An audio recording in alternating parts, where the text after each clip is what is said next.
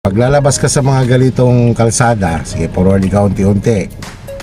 No? Kailangan wag lalagpas yung pinakaunahan mo dyan sa pinakakalsada.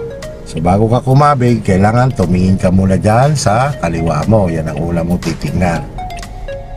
Sige, clear. Sige, pasok ikaw unti-unti. Konti lang ang manubela. Sige lang. Sige, pasok. Huwag ka nakakabig, hanggang dyan lang. Sige, bawi. Stop, stop.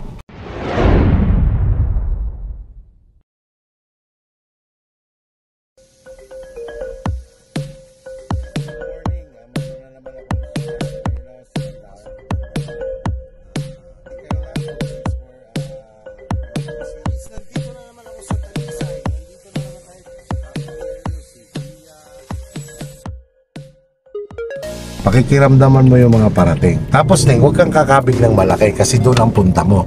Kasi pag kinabigan mo ng malaki yan, dito ka pupunta. Yun yung lane natin, nasa kabila. Tuwid mo manobela.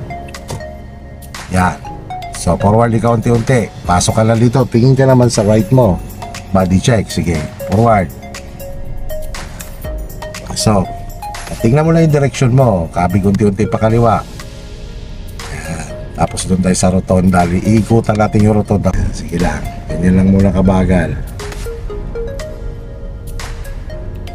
So dyan naman yung stopping line. Sige lang. Kasi ikaw ng konti para mag-move ka. Yan, kita mo no. So tayo ang titigil. Yan, dito lang. Okay, stop. Clutch brake. Okay, observe. Ngayon wala. Move ikaw. Doon naman sa gitna. Punta ka doon. Yan. Observe naman sa right. Sige lang. Wala. Dire-diretso lang ikaw. Yan. Basta ganyan lang kabagal. Tapos punta tayo sa left. Yan. Sige, punta sa left. Basta laging check lang yung surrounding. O bawi. Diretso naman tayo dito. Yan. Gas up muna ikaw para gear up naman. Gas up muna ikaw. Second gear. Swabe na magmaneho. Last day, graduate. Practice lang more practice lang ngayon, more driving lang. Wag kang titigil, pati mga parking na yan. Tulad ng sabi ko sa'yo, ang mga nakuha mo kay Kuya Ron, mga basic pa lang yan. Ikaw ang mag-develop niyan, ha? So, ang technique dyan, para ma-develop yan, wag kang tumigil sa pagdadrive. I mean, kung magawa mo araw-araw, nakakapag-drive ka kahit papano, or twice a week, thrice a week, no? Basta kung ano yung kakulangan, kung ano pa yung kulang, dagdagan mo pa. Kasi marami ka pang i-develop dyan. Katulad ng mga calculation na yan, yung pagdisiplina mo sa paa mo, sa mga pedals.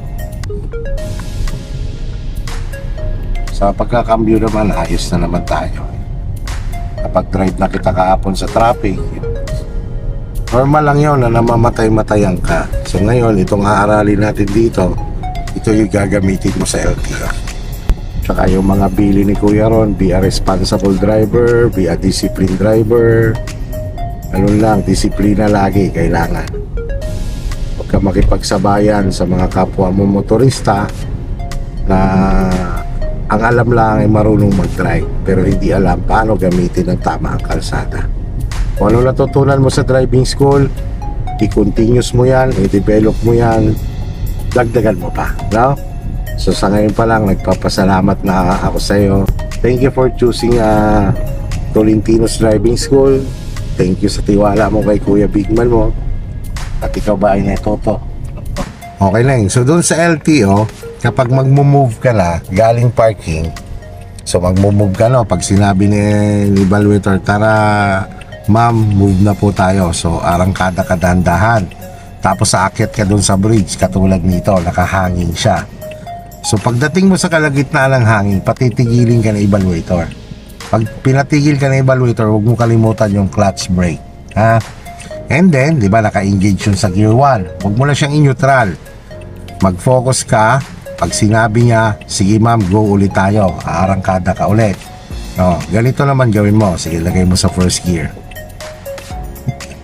Yeah, pag sinabi niya, tara ma'am, go na po tayo. Ang gawin mo, huwag mong kalimutan, biting point ka muna. Sige, biting point ka muna, dahan-dahan. Yan, punta sa gas, mabilis, gas. Bitaw sa clutch, sige, tuloy-tuloy. Yan. Tandaan mo ha, 3 beses ka lang pwedeng mamatayan doon. Try lang ulit. Tama lang yung ginawa mo ngayon. Binigla mo lang kasi ang clutch. Huwag mong bibiglayin hanggat hindi siya nag-move. Tuloy-tuloy ang paggagas. Tuloy-tuloy ang pagbitaw ng clutch from the biting point. Sige, biting point. O, stay. Gas. Gas muna. Gas muna. O, bitaw sa clutch. Sabay-sabay. Tuloy. Yan. Sige, tuloy-tuloy. Yan. O, clutch brake. Ayan. Isa pa. Sige, ganun lang ulit. Yan. Okay, stop. Neutral.